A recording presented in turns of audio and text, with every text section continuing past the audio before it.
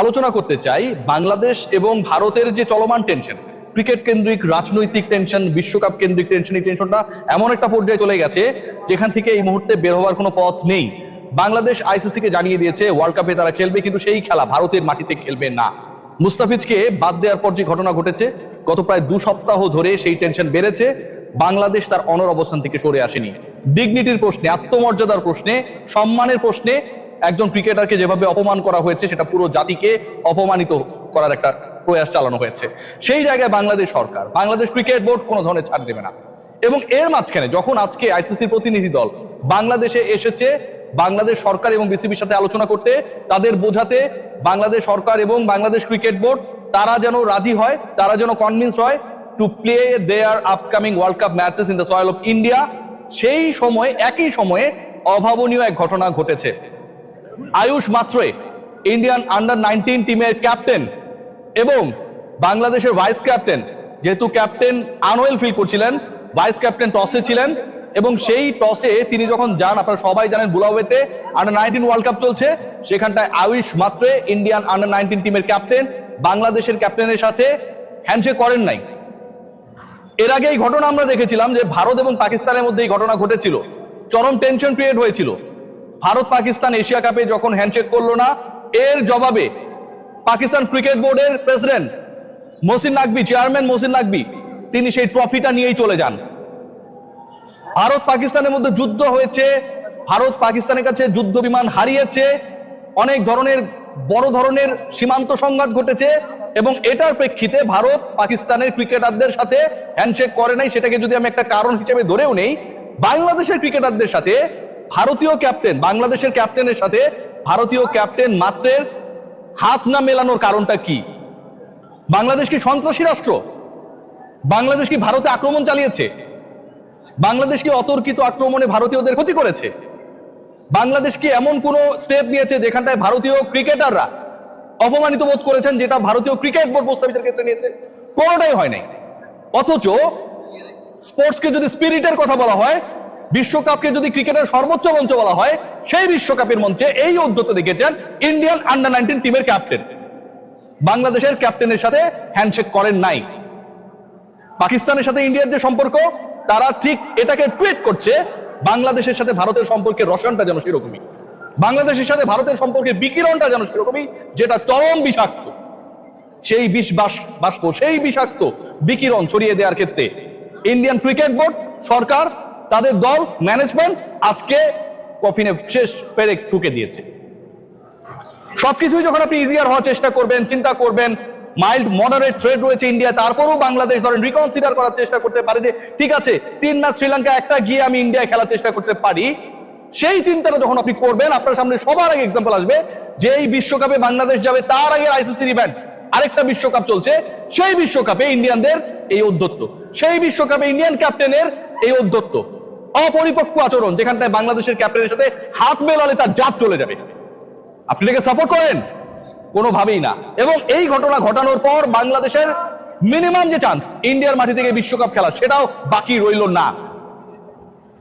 আজকে যে ঘটনা ঘটেছে, ICC should have taken a proper action regarding this. অবশ্যই এটার ব্যাপারে একটা প্রপার অ্যাকশন নিতে হবে।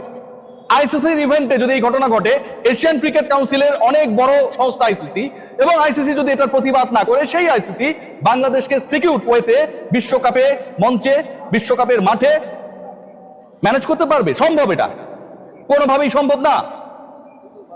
আজকে যে জঘন্য ঘটনা ঘটেছে, এই ঘটনার রিফ্লেকশনে একটা জিনিসই বোঝা যায়, আমাদের প্রতি তাদের ঘৃণাটা কত। বাংলাদেশি ক্রিকেটারদেরকে তারা কতটা ছোট চোখে দেখে। বাংলাদেশ একটা স্বাধীন রাষ্ট্র, তাদেরকে পাকিস্তানের সাথে মেলায়। বাংলাদেশকে তারা মনে করে অনেকটা সেরকম যা তাদের উপর আক্রমণকারী। এই যে হিন্দুত্ববাদী এক্সট্রিমিজম, কোন ধর্মকে আমি আঘাত করবো না, প্রত্যেকেই তার ধর্ম পালন করবে, প্রত্যেকের অধিকার রয়েছে তার ধর্ম পালন করার। বাংলাদেশে হিন্দুরা বসবাস করে না? তারা কি বাংলাদেশের নাগরিক না? তারা কি বাংলাদেশকে ধারণ করে না? ইন্ডিয়ায় মুসলমানেরা থাকে না? তারা কি তাদের দেশকে, ভারতকে ধারণ করে না? অবশ্যই করে। কিন্তু এই যে এক্সট্রিমিজম, সেটা মুসলিম কেন্দ্রিক হোক, হিন্দু কেন্দ্রিক হোক, এই জিনিসটা খারাপ। এবং সেই এক্সট্রিমিজমটা আজকে ওয়ার্ল্ড কাপের মঞ্চে ইন্ডিয়ান ক্যাপ্টেন দেখিয়ে দিয়েছে। পুরো ক্রিকেটকে, বাংলাদেশ ভারতকে, স্পোর্টসের স্পিরিটকে আজকে তারা বিভক্ত করে দিয়েছে। এটার উত্তরটা কি? আইসিসি, আপনারা শিওর থাকেন যে এই ব্যাপারে কোনো প্রপার অ্যাকশনে যাবেন না। এবং বাংলাদেশকে এই মুহূর্তে যে অ্যাকশনে যাওয়া উচিত, এটা আমি মনে করি, আমার গাট ফিলিং বলে সেটা হওয়া উচিত অনেকটা পিসিবি চেয়ারম্যান মহসিন নাকভির মতো করে। মাথা নত করার কোনো সুযোগ নেই, তার সাথে হাত মেলায়নি, তার সাথে ট্রফি নিতে চায়নি, তার ক্রিকেটারদের সাথে করমর্দন করেনি ইন্ডিয়ানরা, তিনি ট্রফি নিয়ে চলে গেছেন, লকারের মধ্যে রেখে চাবিটা পকেটে নিয়ে তিনি পাকিস্তানে চলে গেছেন।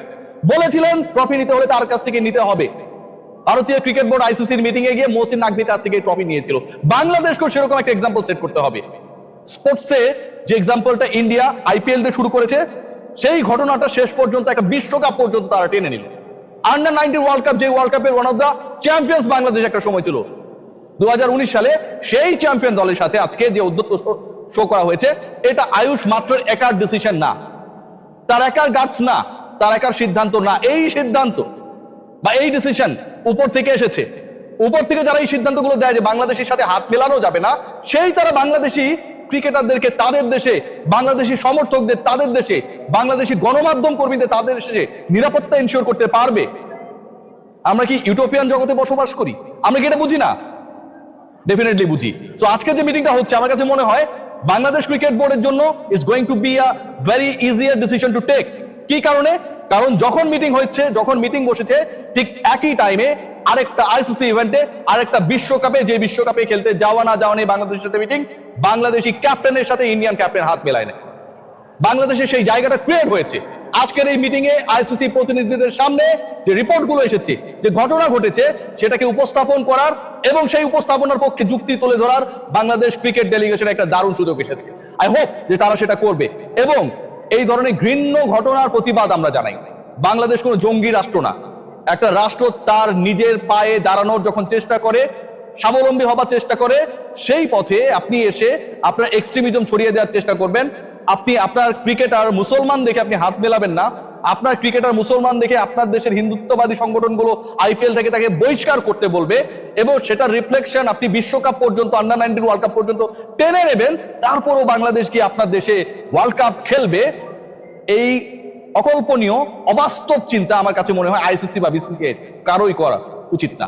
সবাই ভালো থাকবেন। যা ঘটেছে তীব্র নিন্দা এবং ঘৃণা জানাচ্ছি।